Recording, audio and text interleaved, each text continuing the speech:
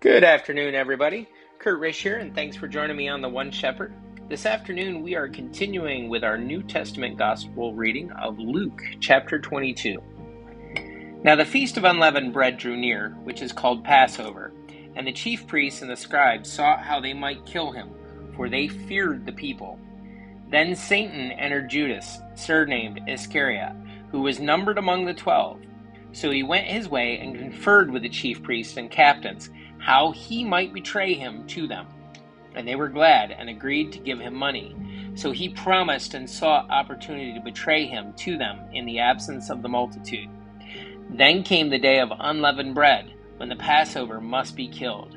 And he sent Peter and John, saying, Go and prepare the Passover for us, that we may eat.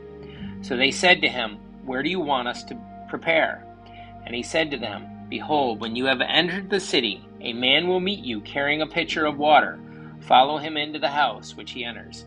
Then you shall say to the master of the house, The teacher says to you, Where is the guest room where I may eat the Passover with my disciples?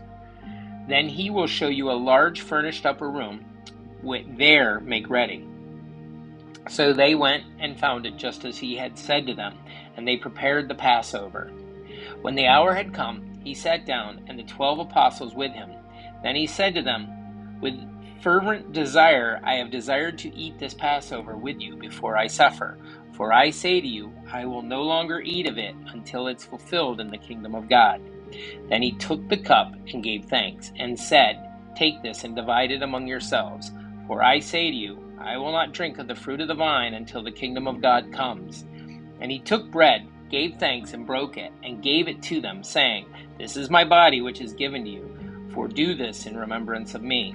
Likewise, he also took the cup after supper, saying, This cup is the new covenant in my blood, which is shed for you. But behold, the hand of my betrayer is with me on the table. And truly the Son of Man goes as it has been determined. But woe to the man by whom he is betrayed. Then they began to question among themselves which of them it was who would do this thing. Now there was also a dispute among them, as to which of them should be considered the greatest. And he said to them, The kings of the Gentiles exercise lordship over them, and those who exercise authority over them are called benefactors. But not so among you. On the contrary, he who is greatest among you, let him be as the younger, and he who governs as he who serves. For who is greater, he who sits at the table, or he who serves? Is it not he who sits at the table? Yet I am among you as the one who serves.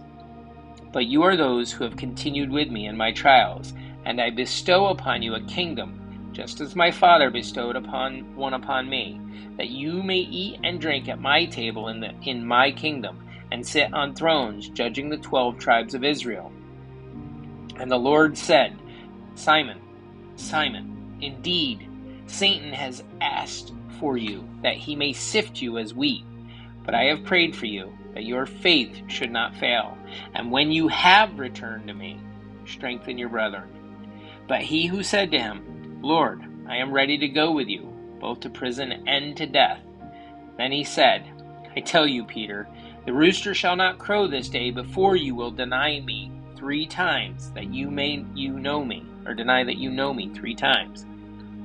And he said to them, When I sent you without money bag, knapsack, and sandals, did you lack anything? So they said, Nothing. Then he said to them, But now, he who has a money bag, let him take it, and likewise a knapsack. And he who has no sword, let him sell his garment and buy one.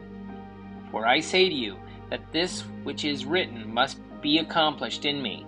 And he was numbered with the transgressors, for the things concerning me have an end. So they said, Lord, look, here are 2 swords. And he said to them, It is enough. Coming out, he went to the Mount of Olives, as he was accustomed, and his disciples followed him. When he came to the place, he said to them, Pray that you may not enter into temptation. And he was withdrawn from them about a stone's throw, and he knelt down and prayed, saying, Father, if it is your will, take this cup away from me. Nevertheless, not my will, but yours be done. Then an angel appeared to him from heaven, strengthening him. And being in agony, he prayed more earnestly. Then his sweat became like great drops of blood falling down to the ground. When he rose up from the prayer and had come to his disciples, he found them sleeping from sorrow. Then he said to them, "Why do you sleep? Rise and pray, lest you enter into temptation." And while he was still speaking, behold, a multitude. And he who was called Judas, one of the 12, went before them and drew near to Jesus to kiss him. But Jesus said to him, "Judas, are you betraying the Son of Man with a kiss?" When those around him saw what was going to happen, they said to him, "Lord, shall we strike with the sword?" And one of them struck the servant of the high priest and cut off his right ear. But Jesus answered and said, "Permit even this." And he touched his ear and healed him. Then Jesus said to the chief priests, captains of the temple, and the elders who had come to him, "Have you come out as against a robber, with swords and clubs? When I was with you daily in the temple, you did not try to seize me. But this is your hour and the power of darkness." Having arrested him, they led him and brought him into the high priest's house. But Peter followed at a distance. Now when they had kindled a fire in the midst of the courtyard and sat down together, Peter sat among them. And a certain servant girl, seeing him as he sat by the fire, looked intently at him and said, "This man was also with him." But he denied him, saying, "Woman, I do not know him." And after a little while, another saw him and said, You also are of them." Peter said, "Man, I am not." Then after about an hour had passed, another confidently affirmed, saying, "Surely this fellow also is with him, for he is a Galilean."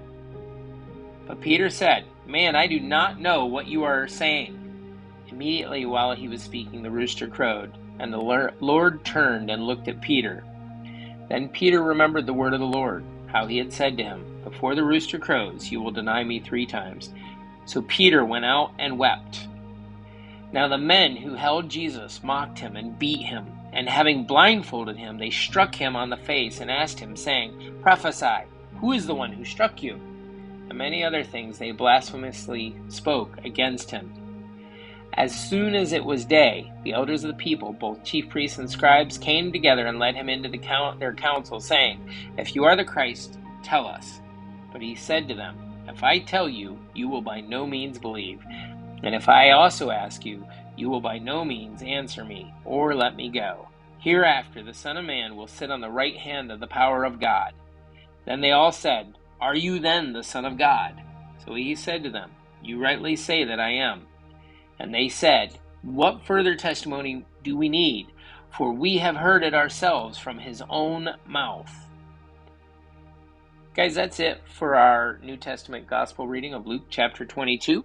Thanks for joining us. Be sure to like and subscribe below, as that gets YouTube to share out our Gospel reading even more. In the meantime, if you have any questions or comments, put them below. I'd be glad to chat with you. And may you have a great day, and may God be with you.